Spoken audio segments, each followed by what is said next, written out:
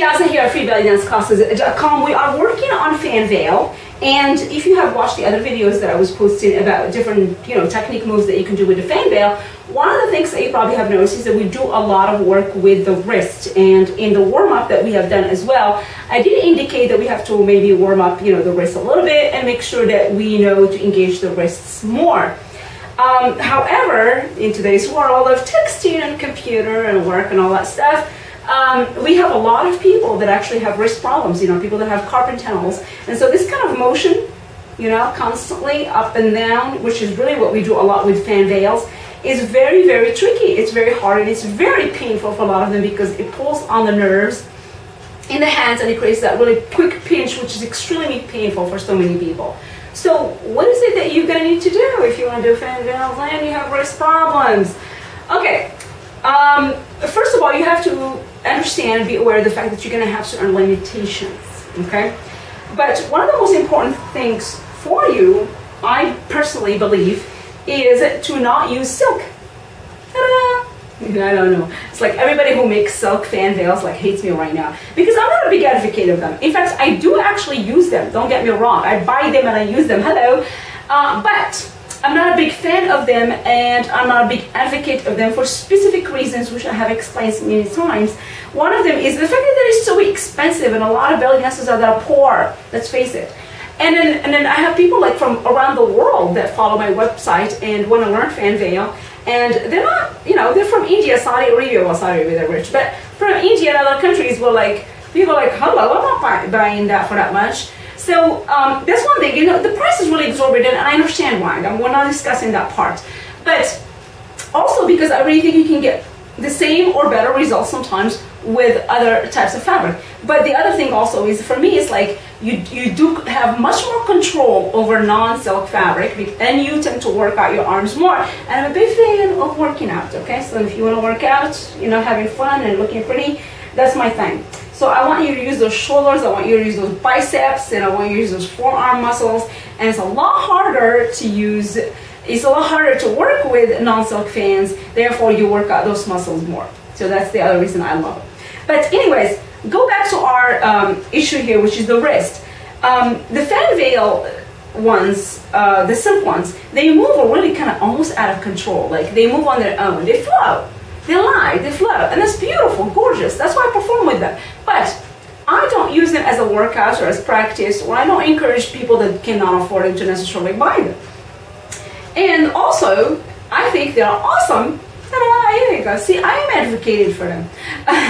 They are really, really good for people with wrist problems because they're light, and you don't have to really use a lot of wrist motion in order to control them. So that's my first advice to you, honestly, is if you have wrist issues, you have carpal tunnel issues, invest in a nice pair of silk fan veils. That's going to help you tremendously because you don't have to do a lot of work with your wrists, They kind of do the work for you. They flow, they're beautiful. It's just that, the fabric, right? The other thing is with wrist issues is you have to be much more aware of where your fan veil is, because a lot of dancers that don't have carpal tunnels and don't have any wrist issues, they kind of just do this motion, and the fan is everywhere or whatever, they just kind of flow with it. But when you have wrist issues, you can't just kind of do this and then it ends up in the right place you want it, because a lot of times you have that quick reaction and then you're like, oh shit. So you have to kind of make sure that your fan is exactly where it's supposed to be. So much more awareness, ladies, if you have carpal tunnels, because a lot of times when that quick pinch happens, with your wrist issues, when that quick pinch happens, you're like, ooh, and then you lose the momentum, and the fan veil is not exactly where you think it's at. So make sure you are much more aware of where it's at. And one way to do that is to simply look at it, constantly look at it, because a lot of dancers that don't have any carpal tunnel issues, they dance like this. I'm looking at you ladies right now, okay, and guys, right? I'm looking at you as I'm dancing, right? But if you have carpal tunnels, you can't just afford to do that, unfortunately, because your fan might be in one place while you think it's another place because you just had that quick twitch. So you want to make sure that you constantly look at it you know, and just keep your eyes on it, you know. So you make sure it's where you want it to be, because if it's not, then you want to kind of, you know, adjust accordingly and make it where you want it to be. Another advice for those of you who have carpal tunnels or any wrist injuries is to make sure that you use more forearm muscles rather than wrists. If you have watched the warm-up and the technique that I have taught you guys before about doing fan veil, one of the things we talked a lot about was engaging the wrist more, but we also talked about engaging the forearm muscles, you know, with a quick motion, kind of like that, as you move the arms. So if you engage the forearms muscles, okay, what's happening here, technically, is that the entire forearm, from the forearm all the way to the finger, can actually move in one direction at the same time.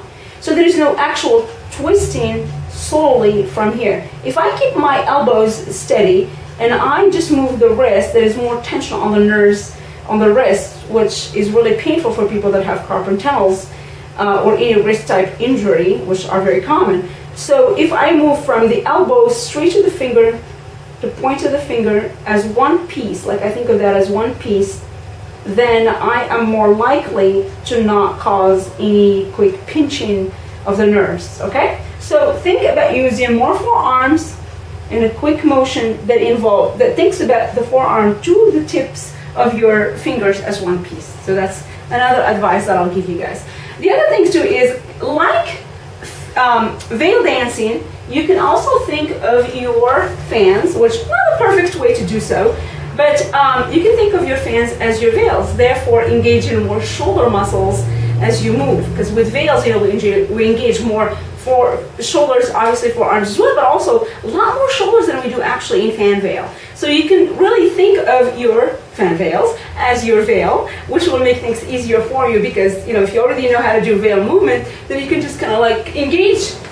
What you're doing basically is you're keeping all your body muscles in your arms, from the shoulders down to your wrists and down to your even fingertips, as one piece, this solid straight piece, and then you're engaging on the movements from the shoulders. I'm not saying that that's perfect, it's great, or it produces the most beautiful effects, because there's a lot of movements that you cannot do with fan veils if you have not used the wrist or the forearm muscles, but you can actually produce beautiful things with just the shoulders. So that means you have to think of your veil, of your fan veil as a regular veil, so we produce all the movements from the shoulder. So that means you gotta lock the elbow, lock the wrist, and really think of the entire arm as one piece of, I don't know, wood almost, that doesn't bend, okay? So those are a few things that you can do to still use fan veils and actually feel like, you know, you're getting that beautiful effect of the fan veils without having to torture yourself, you know, with all the pain that you're going to get from, you know, moving your wrists and carpal tunnels and so on. So hopefully that was helpful. I hope you guys heal. I hope you get carpal tunnel surgery, because I'm a big advocate of it, simply because it's one of those things that just doesn't go away. It's not going to go away. It's not going to improve. So get surgery now, because eventually you would have to get it. And then you leave the rest of your life, you know, being able to do so many other things in life, like fan veil, so or other things like push-ups, whatever. So make sure you really get it, and then move on with your life and enjoy the rest of your life pain-free. Okay, I'll see you guys in the next videos. Make sure, if you have been trying to watch or learn fan veil, make sure you check out the other fan veil videos we have on our website, freebellydanceclasses.com. Thank you for watching. See you next time. Bye.